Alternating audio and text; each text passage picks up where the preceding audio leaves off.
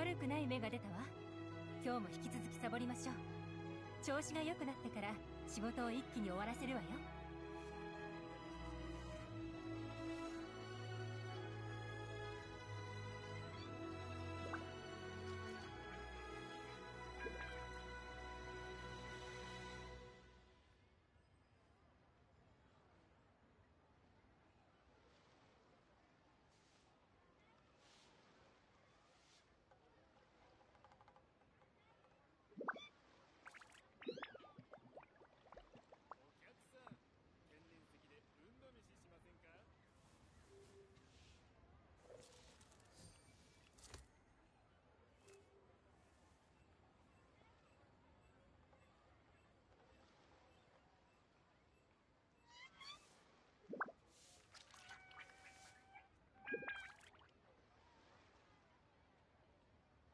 情報提供者から知らせがあったわ。どうやらまた新たな変数が現れたようね。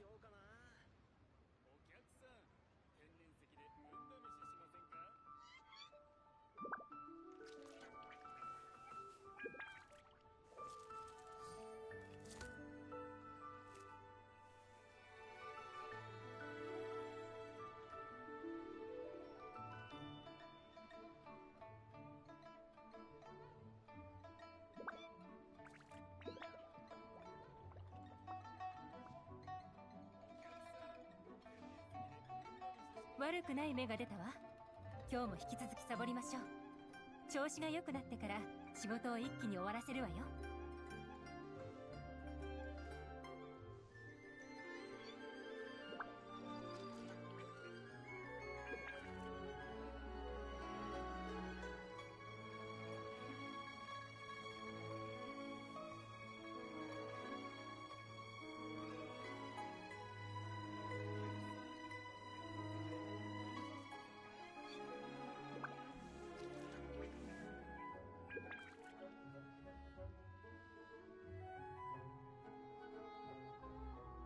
情報提供者から知らせがあったわ。どうやらまた新たな変数が現れたようね。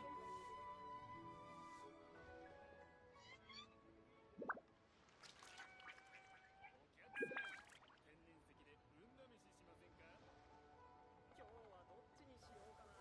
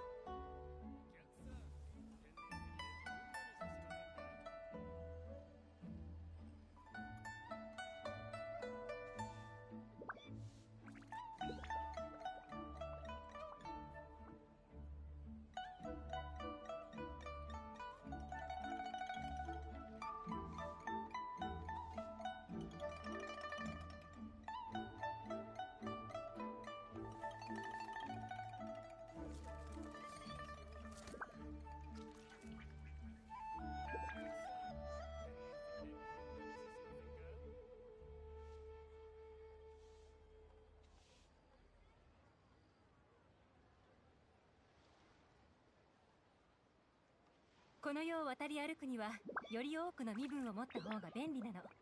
君にもいくつか作ってあげようか。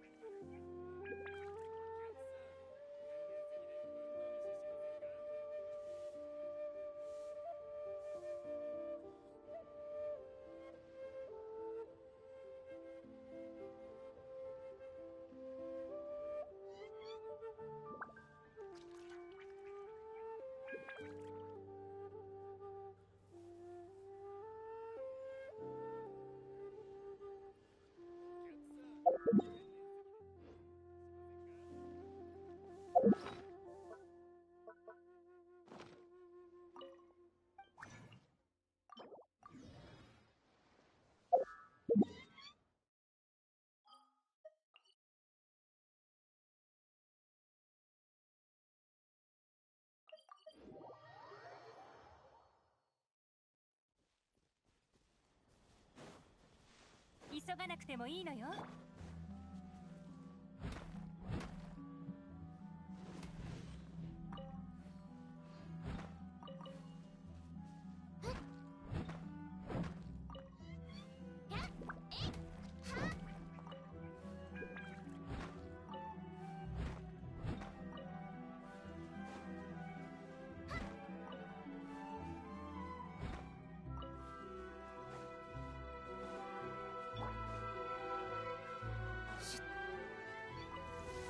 逃げ道はありません。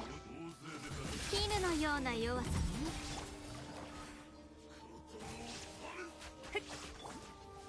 無我の境地。はっふっストップでだそこヒュッ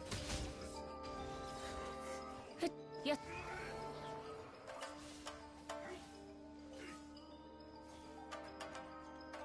はっはっ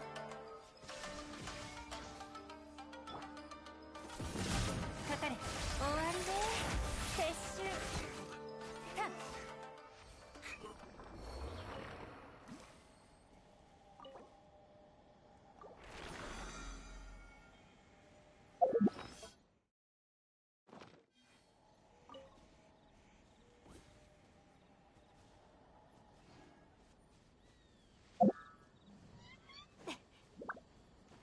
それ。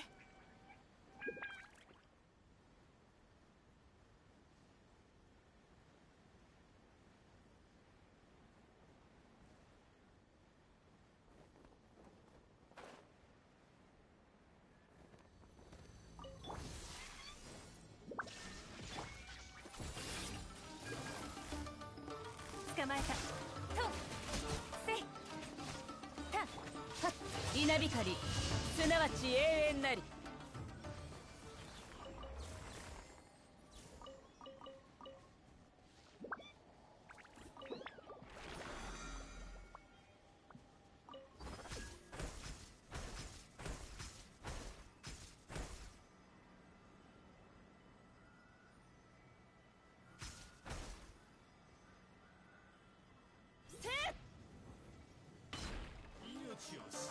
見切りました。ヒュッはっ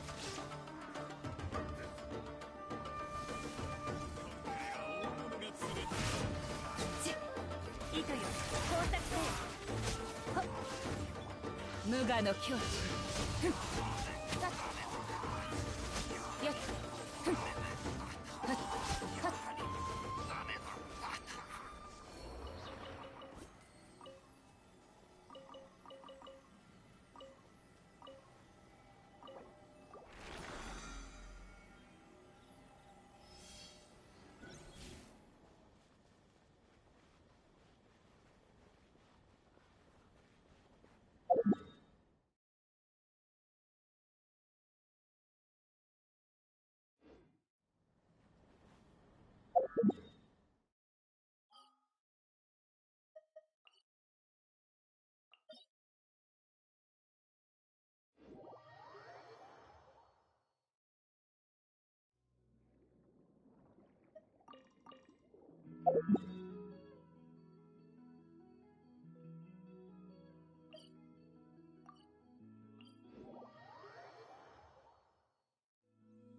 はっよっ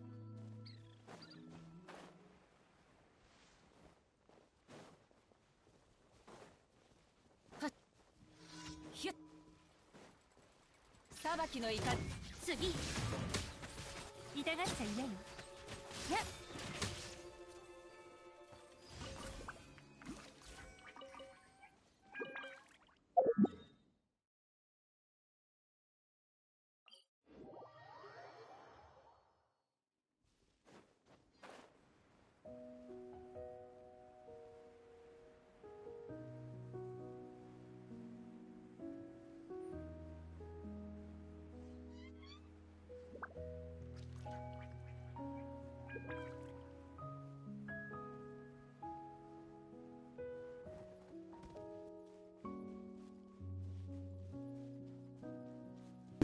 Darn, I was still hoping that one of these graves would still have that jewelry that Arlecchino dumped on the grave of that person who died. That would have been actually cool, and if they had quickly patched in like a treasure chest in front of like one of those graves that you could like. I mean, I guess it's kind of like a dick move to rob the grave of one of the House of Hearth's dead children, but I could get like a memento from it in front of the grave.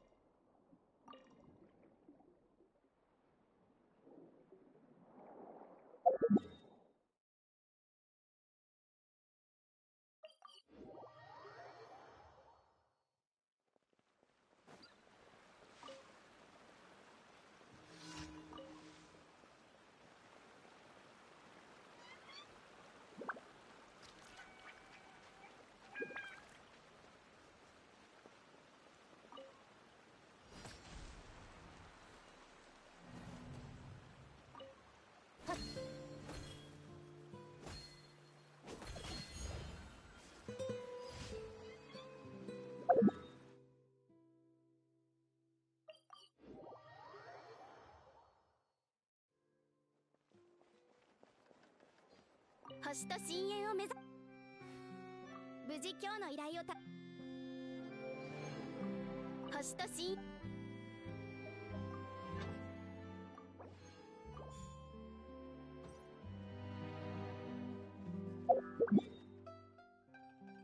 Hello, how's it going?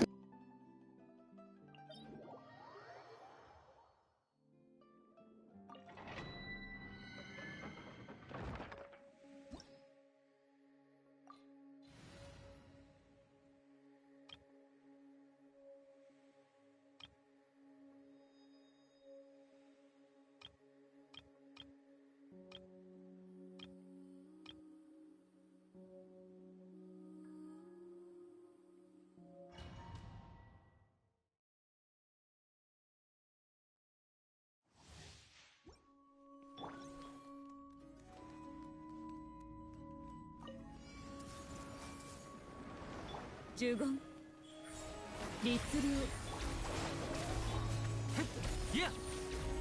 I'm doing well. Just chilling.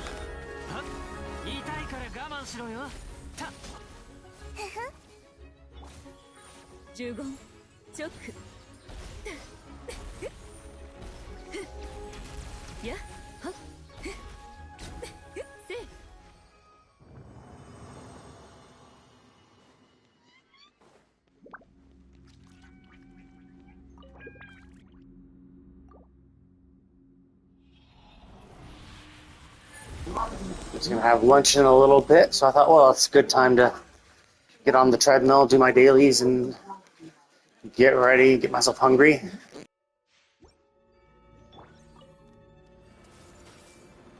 知識はあなたにも 律令呪言律令神道の権限呪言このままではいかんよちょはびこりなさい左発情呪言はっいやはった兵器いやはっいや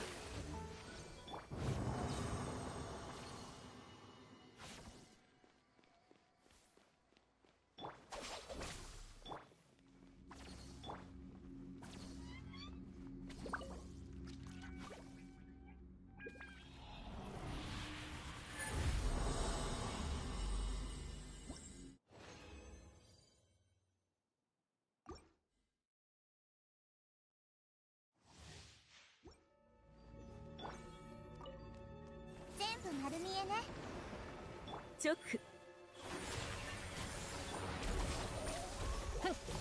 来光意と美しきかな律令直はっはっいやほっいやふっふんほう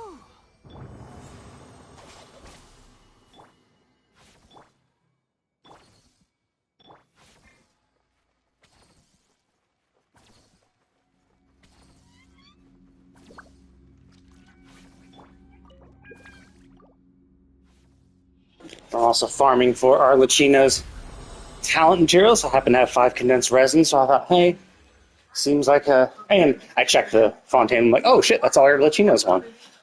I might as well get some extras. Because I'm definitely going to pull on her. I definitely have a little pile of them, but... so we'll be able to max her out to some degree. I think, obviously, there's going to be some limitations for Arlecchino specifically, simply because her weekly boss... Her weekly boss is unfortunately locked, obviously because she is her own weekly boss, surprise, surprise. So I'll have to wait till, so I won't be able to get her talents to supermax, but still won't be too bad.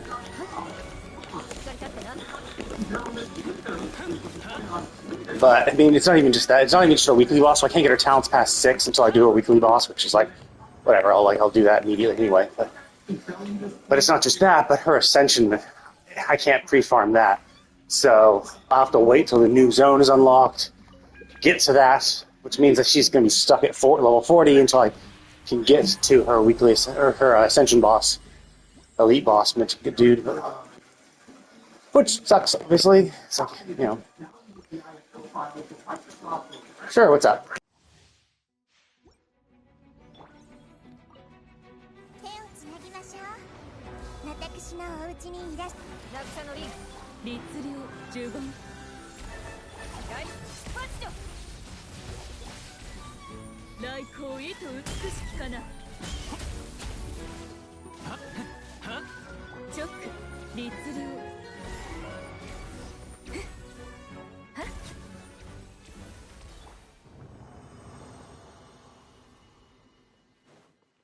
しっかり立ってな Hello?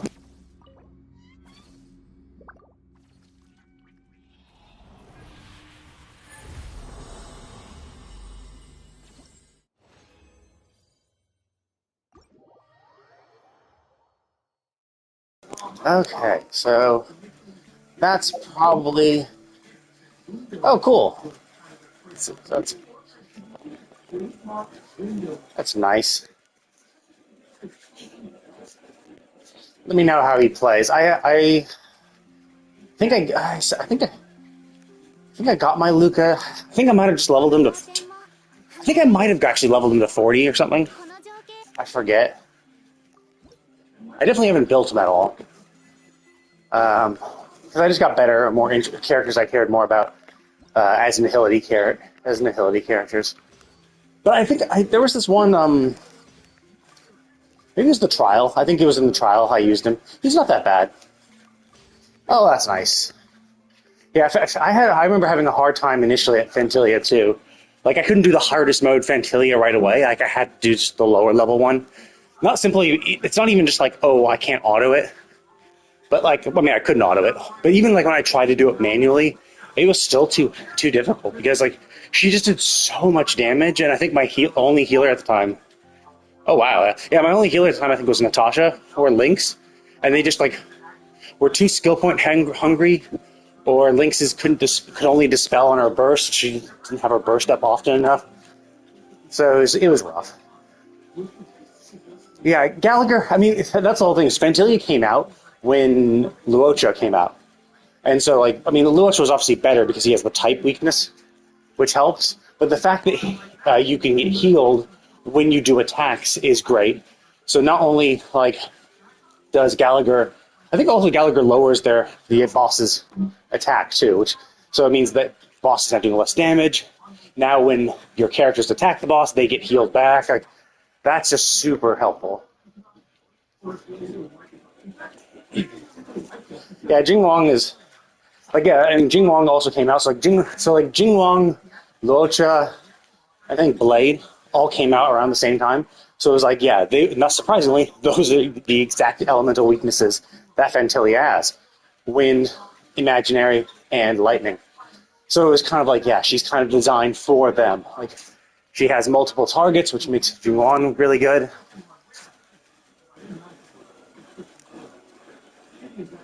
Store? Or is that one of her ads? I don't know what her ads are called. I just call them little flower things. I was fine with Seele. Like I had a Seele, and so my Seele was able to kill the quantum weakness black flower thing pretty easily, or at least weakness break it. But the problem is, it was actually Fantilia herself. Like she just when she phase 3 starts, she has the huge AOE, which just fucks you over, which is rough. So you have to kind of have your heals ready because she does that huge AOE, and then she immediately does a swipe, a single target attack, a swipe attack. So it's you need to have your heals ready. Ooh, nice. Which one did you get? Was it like a standard banner one, or did you actually like pull on a limited character enough to get a B1?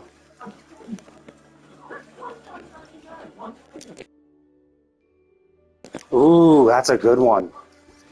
Bronya was the one I got from when you're in that like 50 wish thing, the discounted 50 wishes where you're guaranteed a 5-star. I got Bronya from that, which is really helpful.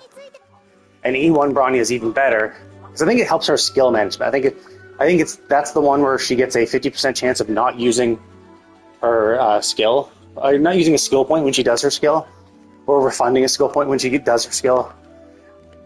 which, you know, obviously you want to do her skill all the time because like it's the huge damage bonus. It brings up your DPS. Let's see. Welt was my first standard banner 5-star. I got Bronya from the discount one, and then when I pulled on the standard banner, I got Welt from that. So I had Welt, and I did use Welt in against Fantilia. I think my team, I think it was like Seele, Welt, Natasha, and maybe Bronya, I think, for the type weakness. It was tough, though, because, like, Seele was strong. I mean, Seele is strong, but, like, the lack of the ability to exploit the weaknesses is tough. Because, like, you need to I mean, you need to kill those little flowers to get the skill points back, obviously. And you need to be able to kill the flowers that target you, because if you don't break their weakness, then they just take a shitload of damage. Which is not like, it won't kill you outright, but the problem is Fantilia is so strong that if you get targeted by the flower and get hit by it, Fantilia, even if she doesn't target you with her single target attack and just doesn't swipe attack, the flower targeting and the swipe attack will usually kill any character, which is like, so you have to weakness break them super quick, which is tough. Especially if you're like low on skill points and stuff. So yeah, I remember having a hard time having to do the second to hardest difficulty for a while until I had built up my characters a little more, and then I was able to they're just I mean they could be a bot, but they're probably just an actual person just advertising their shit. Pretty much like half, maybe even more than half the people who show up want to advertise their art. My assumption is that what they do is that they look for people in categories who don't have a banner art or an avatar, a VTuber or something like that. They look for people who don't have a VTuber avatar or a PNG tuber, and then they're like, okay, well, I'll just pop in, advertise my shit, pop out, go through every single person in the category. Whatever. You gotta do what you gotta do. Let's see, so I need... And it's whatever. But I'm not really interested in that. Okay, so... I need 9 greens for Arlecchino. I think I need 70 of these to max out all her talents. Probably get... Is it 70 or is it more than that shit? I forget. Whatever, I'll just leave them all here. I'll level them up later. I'll level them up if I have extras after leveling up Arlecchino. It'll be a while anyway before I can use her golden books, because she needs the weekly boss that only comes out once she's out. So I can't pre-farm that shit. Because she's going to be stuck at 666 talents until I can do the weekly boss at least once, which will, happen week 1, obviously. Especially because they're much better with it now. The fact that you can actually do weekly bosses or domains without unlocking an area. It's kind of like what Honkai does. Honkai does that too, where if you just are really far back in the story and you're like, oh man, but I have all these materials that I need to farm for this person or that person. Like for Gallagher, for instance, like if you were just started the game, you're still in Gerillo, and you get a Gallagher, like what the fuck are you supposed to do? Like, you can't level them up. But if Honkai's like, nah, that's fine. You can just teleport. You can just do the dungeon you need to do flat out without unlocking it. Genshin needs to do that because Genshin's even worse. Because like it takes you much longer to grind shit to get to the point where you can actually do it. Because like, I mean, especially if you're further, depending on the character you get. Obviously, if you get a Fontainian character, it's even worse. But, like, I remember, it was rough for, cause at least with Fontaine and Sumeru, you can walk there, I think. I don't think there's anything stopping you from getting there at all. Like, no matter where you are, you can just, start walking and head over and sneak into Sumeru. No problem. But the problem with Inazuma, when the Inazuma came out, is that you can't get here at all. Like, if you try to cheat, because that's what people tried to do. They tried to use like Kaeya's ice walking to create an ice bridge over to Inazuma, and once you get close, it just kills you. Like there's lightning around there or something like that, and it'll just murder you. So you can't cheat and get there. So you had to do the Mondstadt and Leeway story so that you could do the Kazuha prologue to actually get the boat, the Beto's ship, over to Inazuma. Which means, you had, because like and then there was and then there's the fact that there's all like the adventure rank gating, where it's like, oh no, you need to be this adventure rank to do like Storm Terror, then you need to be this adventure rank to get to the next story quest of Leeway. Now I'm not sure. I think they definitely did lower it, but it's still like days or maybe even like a week of like grinding shit. I mean, which is not tough. Like it's like, oh no, grinding stuff. I mean, I have to wander this beautiful world getting chests. Like, oh no, the horror.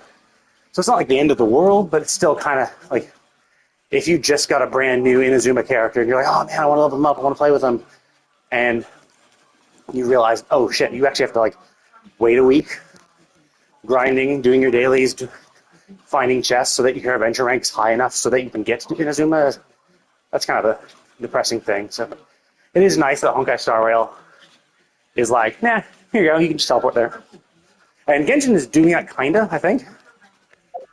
They do it for the weekly domains. I don't know if they do it for the other ones because I unlock them. But if you go into the Trounce domains, if you haven't, like when the last Fontanian one came out, if you hadn't unlocked it, you could do it anyway. Now, the second thing is it's heavily tied into the story, which sucks. So it's a spoiler in and of itself, somewhat. I mean, that one's not that much of a spoiler because it's like you have no context at all. So it's like, oh no, you're fighting a whale. It's like, oh shit, like that. Oh, such a spoiler. Like I'm fighting a whale, but like fighting. Actually, even that one's not that bad.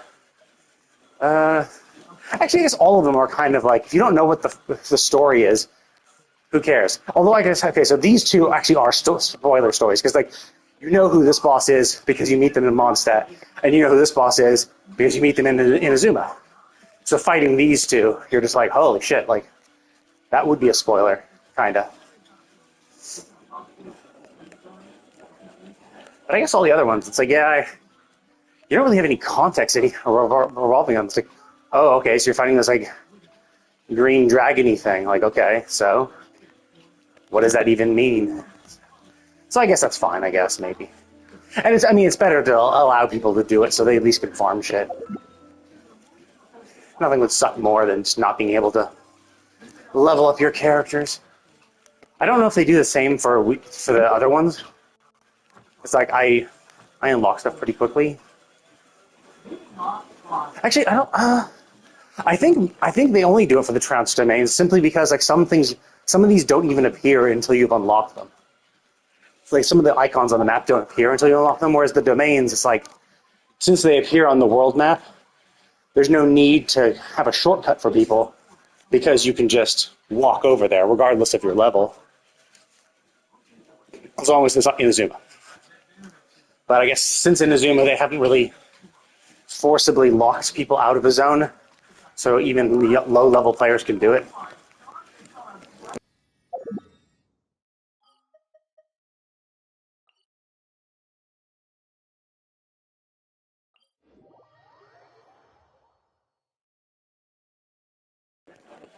So yeah, it's just one of those things where it's a tough balance, because like, you either make it super convenient and just have oh, you haven't unlocked it? Okay, you can just teleport there. Which is really convenient and really helpful for the people who don't have it unlocked or are nowhere near that zone. But you also take away like the feeling of exploration, which is like, that's kind of, I mean, that's what I really like about Genshin, is just all the exploration, where it's like, yeah, I'm just like wandering around and seeing the sights and, knowing that I need to unlock a domain over here is like, okay, cool, like I've unlocked this teleport, I'll teleport here and then walk over and discover all the shit along the way. And so it gives me a purpose, and then the exploration is just fun while I do it. And so if they kind of quote-unquote take that away by allowing you to teleport there just because you need it, I I mean, you still have to actually unlock it properly. You still have to unlock it properly. Even like Honkai Star Rail, you'll teleport instantly into the domain just to do it, and then be brought back to exactly where you were. So it's not like it's unlocking that domain at all. You still have to actually get to the flower thing. Where the fuck did Kaeya go? Oh, he's over there. Whoops. So same for Genshin, like you still have to actually get there, but yeah, it's one of those tough things. Pretty much any long-running game, like MMOs have this problem too, where it's like, sure, like as an MMO, everyone who's been playing the game for a long time are all like max level and shit. But if you're getting a new player into the game, like if you have an old player getting a new player in, well, that kind of sucks. Where it's like, yeah, this old player maybe can help the new player out, like grinding levels and shit. But like for the most part, they'll kind of be like stuck doing their own thing because the new player has to get through all the content to do it, which is not bad. Like having that content to do is nice, but it just kind of sucks because a lot of MMOs are about the social aspect. And so just like you got these people who want to play with their friends, and that's why they started playing, they can't play with their friends immediately. Even, I mean, this game obviously has that too with the world levels. My max world level can't, like if I get a new player in, if I get a friend to play, I can't be like, oh, okay, I'll just pop into your world level and help you out, because it stops me from, because I'm too high level. So, they have to play essentially alone. I mean, Genshin is mostly an alone game anyway, but like they would have to play alone until they get to that point where we could actually play together. I mean, Genshin is mostly an alone game, so it's not a huge problem, but like for actual MMOs, like Final Fantasy XIV, World of Warcraft, like now, I think World of Warcraft does it the worst way possible. They make leveling such a slog, and such a boring slog that everyone fucking hates, that it just is a mindless grind. And they are and they don't mind leaving it an incredibly boring, mindless slog that is absolute shit that no one ever actually enjoys doing, because they sell boosts. And that's the incentive. Like when a new patch comes out, or a new expansion comes out, with their like pre-order bundles, they sell boosts, which is bad. Because that just goes to show you the fact that with their expansion, they sell a boost to get your character up to almost max level, maybe, to the level you need to do the newest expansion. Just goes to show you that they don't give a shit about their old stuff. They realize playing through the old stuff is boring and stupid and meaningless at this point, which kind of sucks. Because like they might have had good content back there, but they're encouraging people to skip it all just to play, the current shit, because they themselves are essentially indirectly recognizing that their old content is shit, because they're giving you the ability to skip through it. And I think Final Fantasy XIV goes in the opposite direction. So like they're kind of on the opposite ends of the spectrum, whereas Final Fantasy XIV also sells boosts, right? Because every MMO has to. Because there's always going to be those people who play an MMO who want to play with their friends. Friend recommends it to them, and they want to play with their friend right then and there. And so that's what the boosts are in theory for, right? For those players who don't really care about the story, they just want to play with their friends, or they don't care about the old shit, they just want to play with their friends. Fine, like that's why those boosts are there. So I don't fault either game, WoW or Final Fantasy XIV, for having boosts.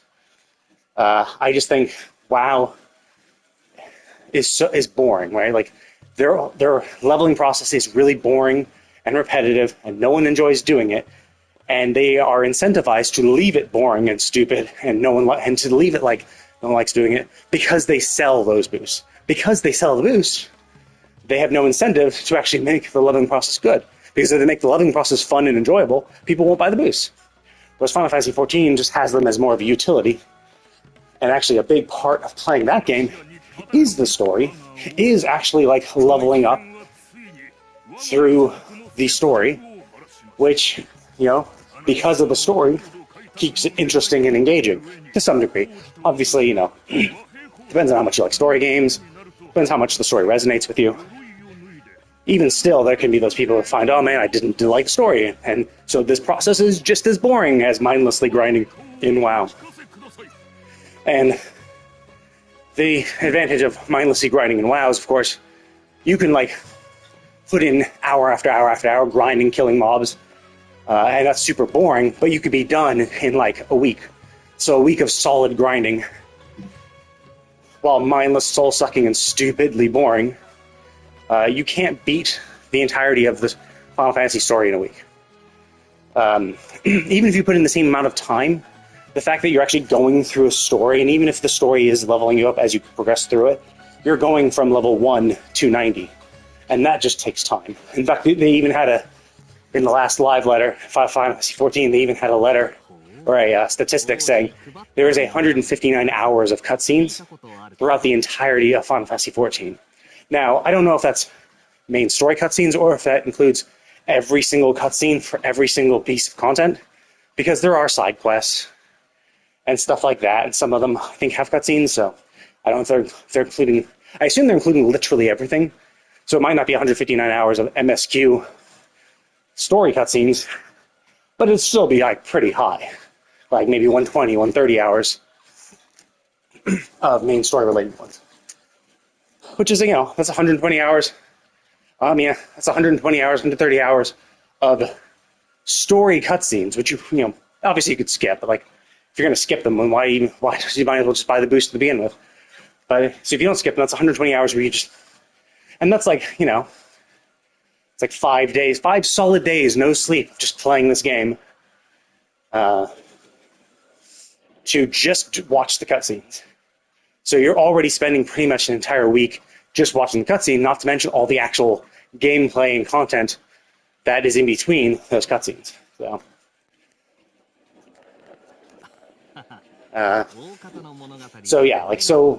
the benefit of WoW being a mind-numbingly boring process to level is that you can grind it out. You can finish it quicker by putting more time into it. And obviously that works for Final Fantasy 14 too, but it still is like locked behind actual content. So obviously I prefer Final Fantasy 14 because it's like, oh no, it's locked behind content. Oh no, there's more stuff to do. There's more enjoyable things. There's some actual purpose behind leveling. Some purpose behind getting from level 1 to 90. Whereas WoW is like, nah, there's no real purpose. You're just doing it just to do it so you can get to 90, because the only thing that matters in the game is all the content at level 90. Whereas Final Fantasy 14 is like, nah, all this content is interesting. The story is interesting. Assuming you like it, obviously. The story is interesting. The content is interesting. You can still do the old, shit. Like, WoW tries to get people to go back and do the old shit via Mythic Plus, where they're like, hey, we had these dungeons. No one's running them anymore because we've just designed our game to absolutely suck if it's not current content. Or we don't have any incentive whatsoever to do old content, so no one does it. Therefore, they re-tailor them as Mythic Plus dungeons. Whereas for Final Fantasy, it's like, nah, they have roulettes to have you randomly go back and do dungeons. It keeps old content alive. The fact that you can level sync and item level sync to do old trials and raids means that if you ever want the challenge of doing, one of the older raids, you can get a group of people together and just level sync it and try it. So, it keeps things, alive at the very least. It's not like WoW just has a shitload of dead content. I mean, they flat out cut out expansions of their game. You literally cannot play. Like, in retail, you cannot play the first 5 expansions of the game. You start after you get out after you get out of the starting area. You start 2 or 3 expansions ago. That's where the story starts. You can't go back.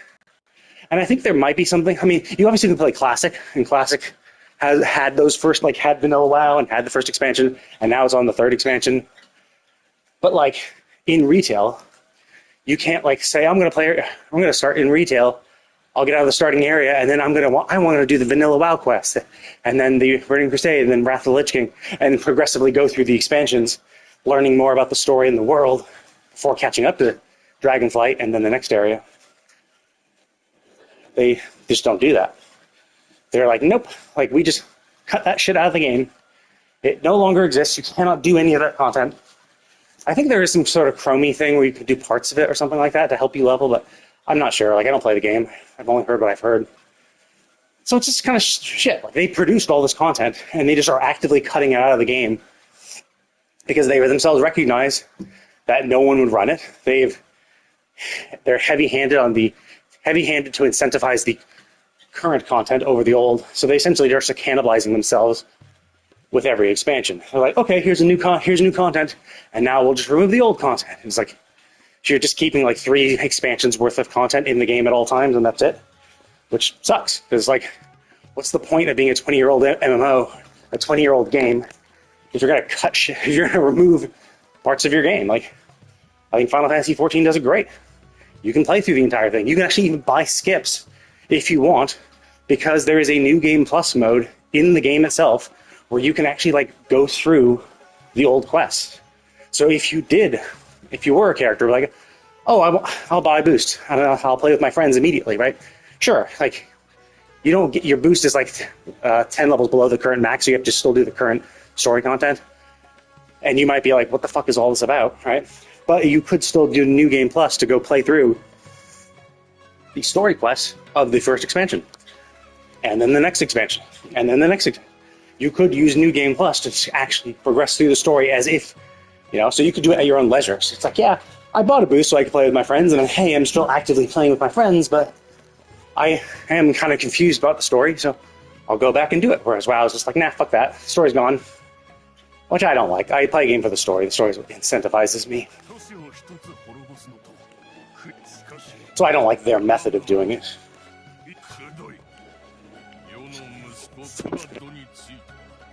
And I think it just like, yeah. I mean, that's why I don't like playing the game. And I don't like the game at all. Like, I just don't like how it plays either. I don't like how the storytelling is done. I don't like how it plays. So I just don't like it. And I won't play it. But I think it definitely does cater to a specific audience. Actually, it kind of tries to cater to 2. It caters to those people who do like those boring, grindy games. That's kind of how all MMOs were way back in the day. And also tries to cater to like the hardcore crowd, which is unfortunate because like both of those demographics are just so disparate. Like the super hardcore and then like it's super hardcore in different ways. Super hardcore for a challenge and super hardcore for a grind. Like that's why old school RuneScape is still so popular, is because it's a very grindy game. And that's why people like, the old World of Warcraft, because of its grindiness. And people like the new World of Warcraft because of its because of its challenges, kind of, to some degree, because of its hardcore nature. But even then, I still think there's a lot of problems with it. But yeah, like most of the casual audience just can't really get into either. But Blizzard is incentivized to leave it like it is because they're selling boosts. Essentially, the game sucks and only really appeals to those 2 extreme examples, and then they sell ways for the middle people, who are the majority of the game players. They sell the method to make the game more enjoyable by selling gold themselves via WoW tokens and boosts and shit like that. It's just like, it's not great. It's not a great business model because it's essentially incentivizing the devs to just make the game worse so that they can sell you the solution, which is how gacha games work. That's how Genshin does it. How all gacha games do it the same way, where it's like, yeah, you want to do the harder content? Buy a character. Which,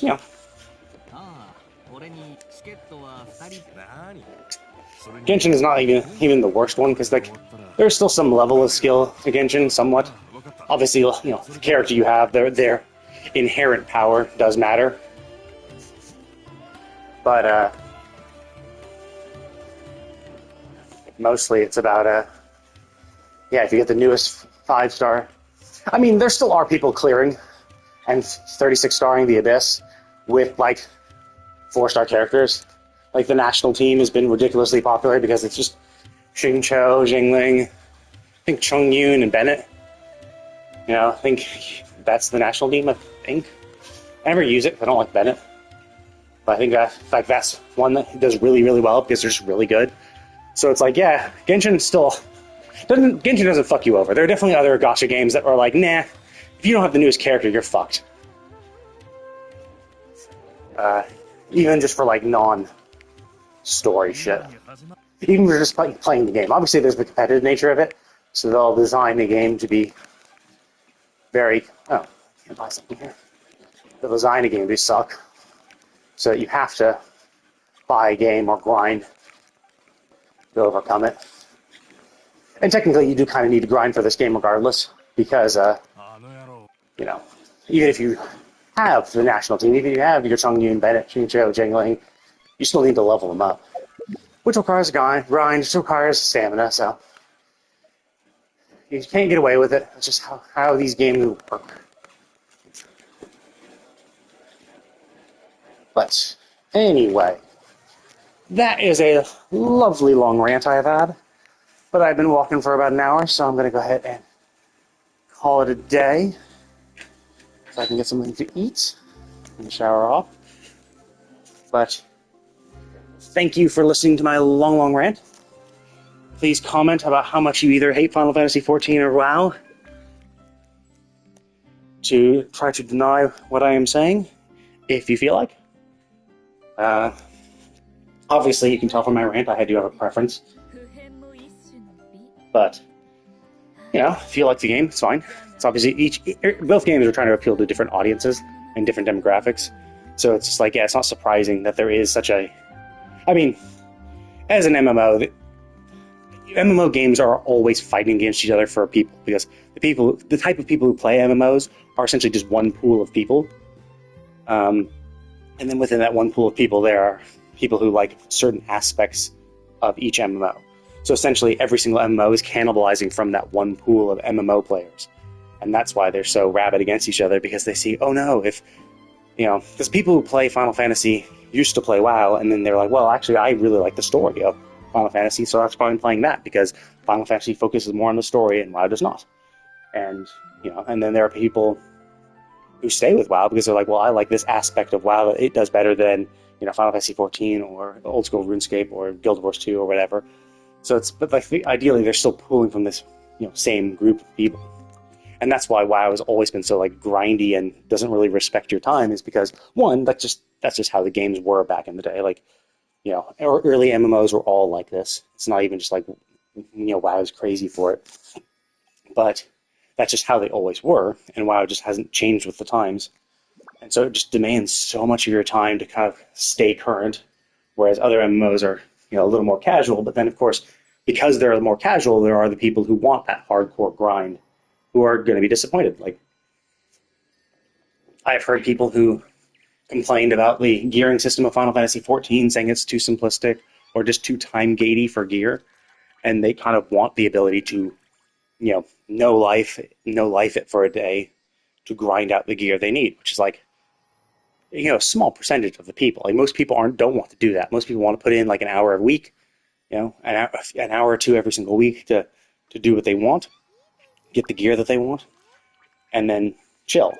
Most people don't want to spend 5 hours, you know, every day for a few days to you know, grind out the gear. Like, some people just don't want that. So, you know, obviously there's just going to be differences. So, anyways, but that's it for me today. I'm going to go ahead and get something to eat and sign off for now. I'll probably, after I finish eating, I'll probably be back on to play Honkai Star Rail. I want to do the combat event and maybe some Memory of Chaos, finish up that shit, and then the Pure Fiction stuff too. I'll do some like combat challenges and spend my rest and shit in Honkai Star Rail. But for now, I will be logging out. I will see you all next time, but thank you all for watching.